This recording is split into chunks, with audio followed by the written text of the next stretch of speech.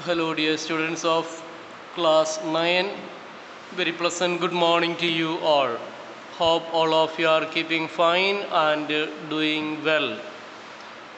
In our previous class, I had taught you about the poem After Blenheim, poem number 4, and the explanation of the poem was completed. Dear students, today we are going to have the discussion and the dictation of the extract questions number 1, 2 and 3 that is given on page number 58 to 58 62 extracts are given that we will be discussing. Rest of the extracts you have to write down by yourself, and in case of any clarification that you need to contact me. Yes, today in this class first part, what I'm going to do, I will read the summary of the poem once again to you. You may have already watched the 2 links which I had already sent my previous 2 classes. I have already taken and uploaded the videos to you. Please watch it and try to understand. Now let me read the summary for you. All other things that are given in your workbook that you have to read and understand. On page number 51, the poem in detail, stanza 1. The first stanza sets the tone and atmosphere for narration and reflection. It was a summer evening and the place was the cottage of an elderly farmer, Caspar. Caspar was sitting in the sun before his cottage door, and his little granddaughter Wilhelmine was playing on the field. Wilhelmine saw her brother Peterkin roll a skull which he had found beside the stream while playing there. He wanted to find out from Caspar, his grandfather, what it was. Old Caspar took the skull from Peterkin and replied that it was a skull of some poor man who was killed in the war. In the 4th stanza, he continued saying that he found many such skulls and all over the farm while ploughing, because many thousand men were killed in the battle that was known for its victory. Young Peterkin asked the grandfather to tell him the purpose of the war, while little Wilhelmine looked up at her grandfather with anticipation. Caspar said in reply that the English defeated the French, but he could not tell why they fought, and he could only say that it was a famous victory. In the course of the narration, Caspar told the children that his own father had lived in Blenheim. Soldiers burned his father's house, and he was forced to leave the place with his wife and child. Thus he became homeless. The war itself was terrible. Fire and sword destroyed everything. Many pregnant mothers and newborn babies died. Such things, Caspar ironically stated, take place at every battle where there is a great victory. It was reported that it was a shocking sight at the battlefield where thousands of dead bodies lay rotting in the sun. However, the Duke of Marlborough and Prince Eugene won great praise for the victory. Little Wilhelmine said it was a wicked thing. Caspar replied ironically that it was a famous victory. The last stanza, the poem ends with everybody praising the Duke. Peterkin asked what good came out of the war. Caspar said that he could not answer the question. He could only say It was a great victory, famous victory. Yes, dear students, then all of the things I have uploaded in my second video. Please watch and try to understand. Right now, the rest of the things like style, form, structure, all those things you need to read and understand. Right now, I am going to dictate the answers of 3 extracts. Extract number 1, 2, 3. I will be dictating, and most probably I will be sending the PDF of these answers also. Rest of the questions that you have to do by yourself, and in case of any difficulty, please don't hesitate to contact me. I will be giving you the answer and I will be helping you. Extract on page number 58. Read the extract given below and answer the questions that follow. And then the old man shook his head and with a natural sigh, "It's some poor fellow's skull," he said, "who fell in the great victory." Question number 1. Who was the old man? Who else were with him? Where were they? The answer is, the old man was the farmer Caspar. With him were his grandchildren, Wilhelmine the girl and Peterkin the boy. They were playing near the stream and in the lawn, and Caspar was sitting in front of his cottage in the evening hours of the day. Question number 2. Why did the old man shake his head and had a natural sigh? Who found the skull? The answer is, the old man shook his head and had a natural sigh because he was sorry to find the skull of a person who was killed in the war.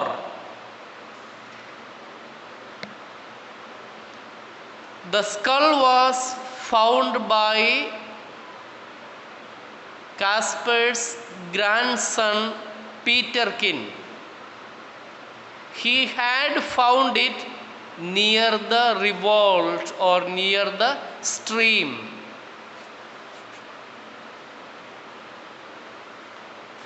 Question number 3. Where was the skull found? Why does the speaker say that the skull was of some poor fellow? The skull was found near the stream or revolt by Peterkin. Why does the speaker say that the skull was of some poor fellow? The speaker says that the skull was of some poor fellow who had lost his life in the Battle of Blenheim.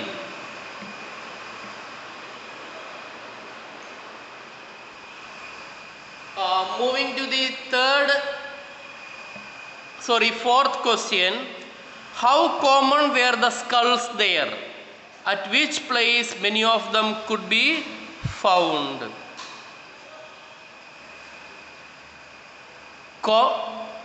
The answer is, the skulls were so common in and around the living area of old Caspar.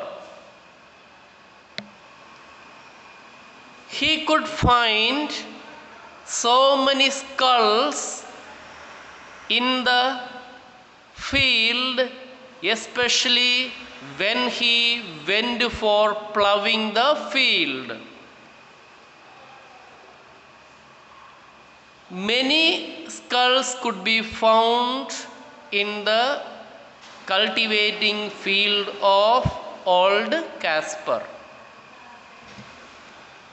Question number 5. What victory is referred to in the extract? Who was responsible for the victory? The victory of Blenheim War is referred in the extract which took place in the year 1704.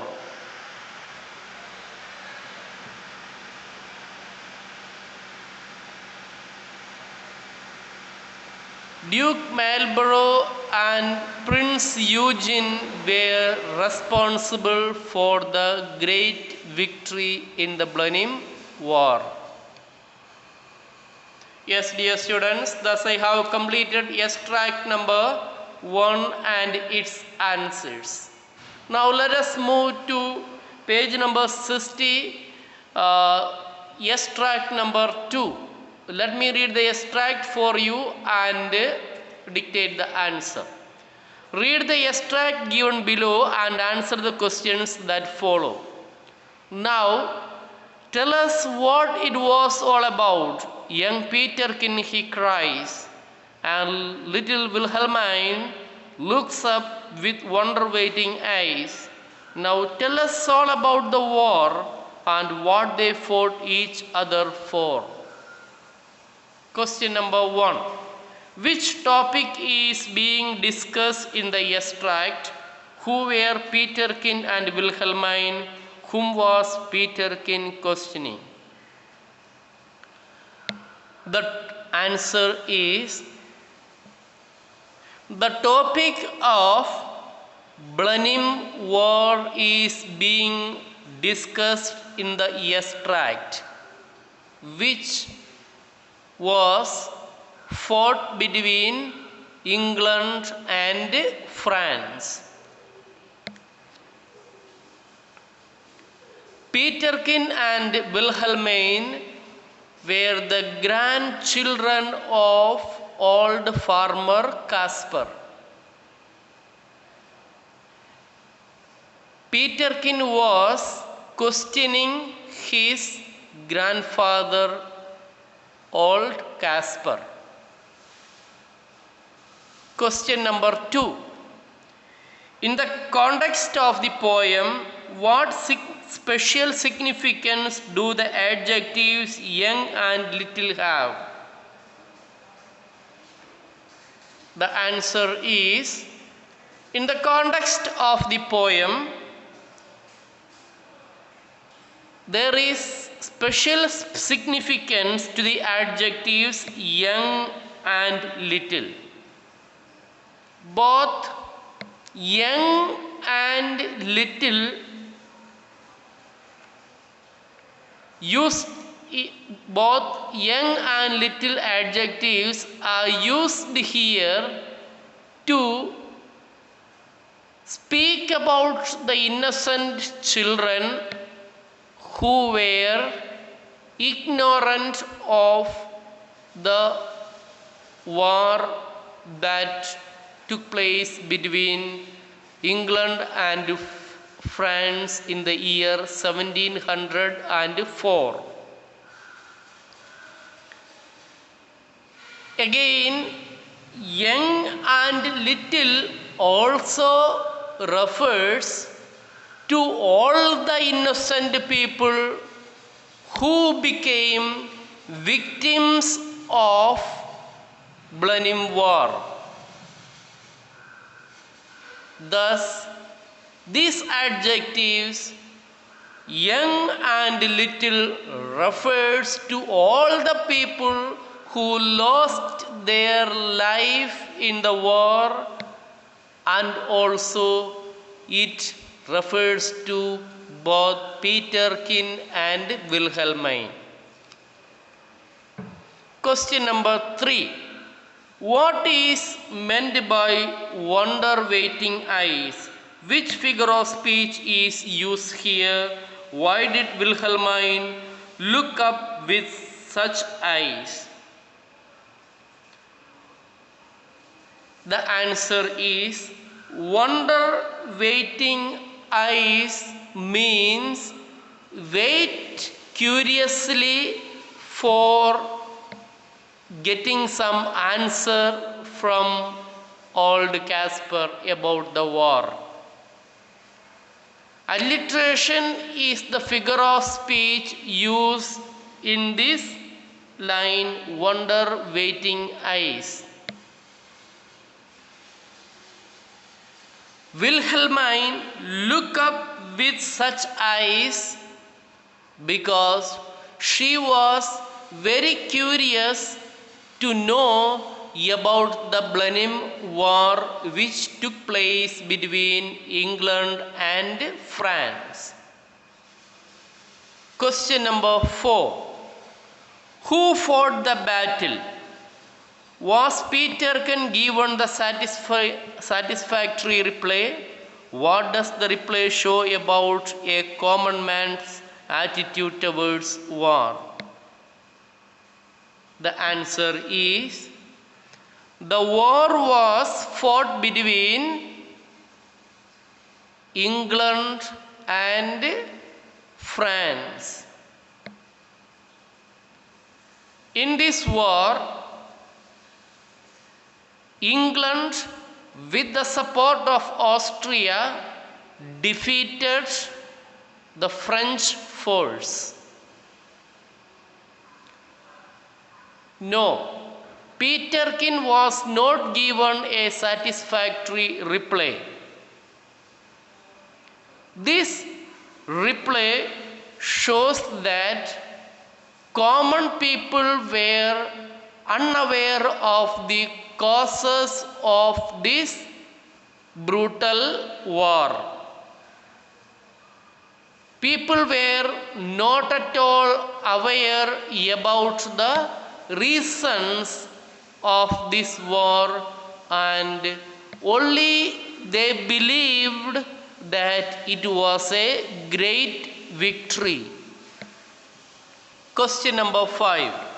Give a brief character sketch of Casper. Casper was very old and he was a farmer. He had lost everything in the war. Now he has got 2 grandchildren to take care of. Casper had lost his parents and now he is living near the stream with farming work. He was also very innocent, who became a victim of Blenheim War. He also blindly believed that Blenheim War was a great victory. Yes, dear students, now I have completed extract number 2 and I am moving to the extract number 3. Read the extract given below and answer the questions that follow. With fire and sword, the country round was wasted far and wide, and many a childing mother then a newborn baby died. But things like that, you know, must be at every famous victory. Question number 1 of extract 3. Which country is referred to in the extract? The country is referred to Germany in general, and of course it is also referring to the area of Bavaria or Blenheim. What is meant by was wasted far and wide?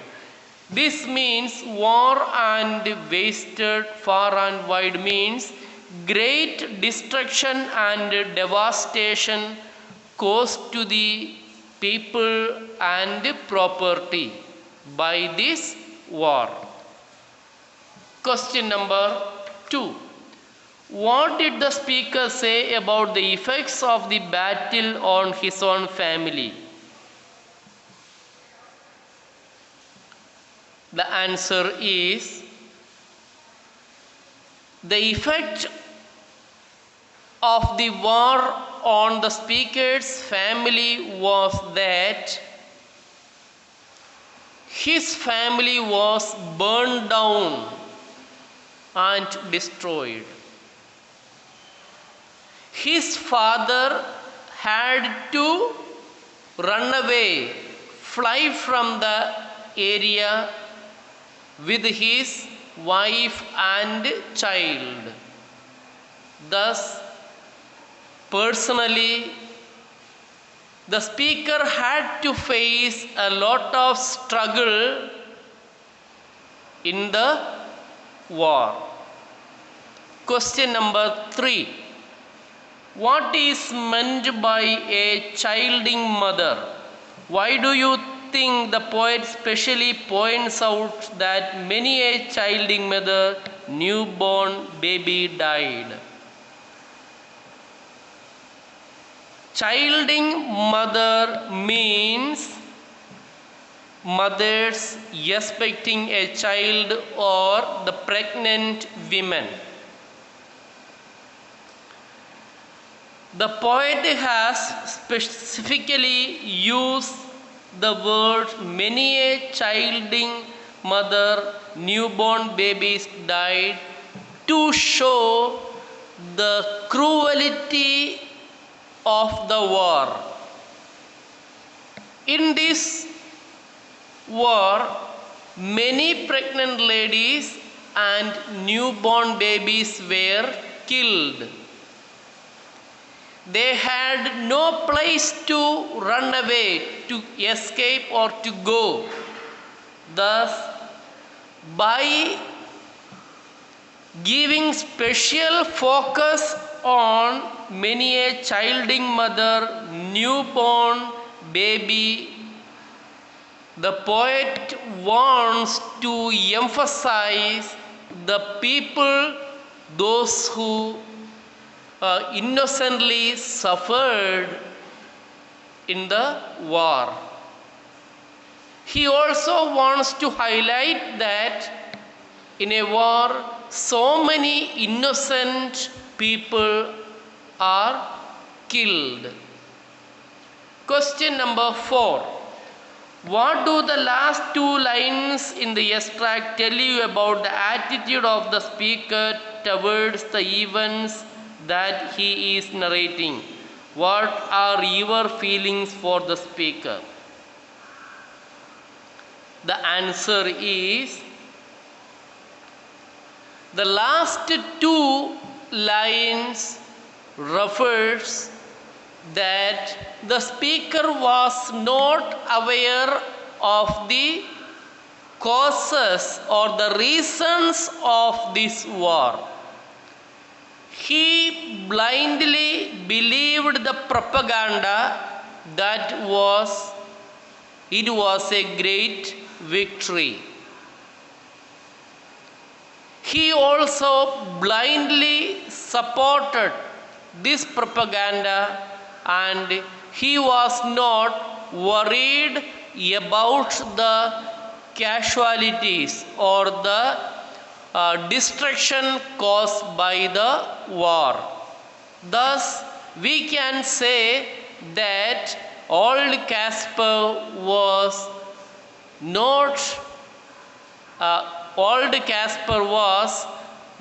aware of the causes of the war. My feeling towards the speaker is that he blindly believed the propaganda of the war, telling that it was a great victory. He was ignorant and unaware about the destruction caused by the war. In fact, we can say he was ignorant.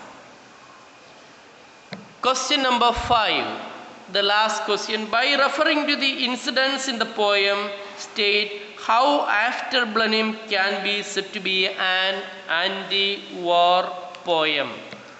Yes, dear students, this is an anti-war poem, a war which tells about the cruelty and destruction that is caused by the war. This poem is a reminder which tells that problems in the world should be solved through dialogue and communication rather than taking weapons and trying to destroy them. The war brings only destruction and death. War is not able to establish peace, though people say peace is established through war. Thus, it is a anti-war poem which asks all not to enter into war or conflict with other. Thus, dear students, now I have completed and dictated the answers of extract number 1, 2 and 3 as answers. Now, in your book, you will find extract number 4 and 5. 2 extracts are there. I will not be dictating the answers of this one. Please write down your answer, and in case of any doubt that you find you are not able to move forward with your answer, please mention the extract number and the question number to me, then I will get back to you with the answer. So, hope you have understood the class. Thus, we complete here, and tomorrow we will be dealing with next short story. That is what I am planning. So, okay, after completing, be ready for the next class. Let me remind you once again what we have discussed today. We began our English literature class, and of course we learned poem number 4, After Blenheim, that is written by Robert Southey. We discussed the workbook, extracts question number 1, 2 and 3, and your homework is, can you see here if I write? Okay, I will write here for you. Homework.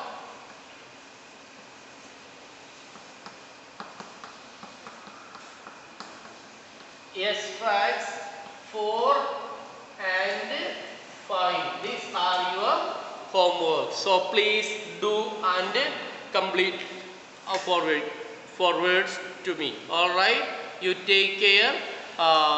We will be learning a new short story tomorrow. Until then, take care. Bye bye.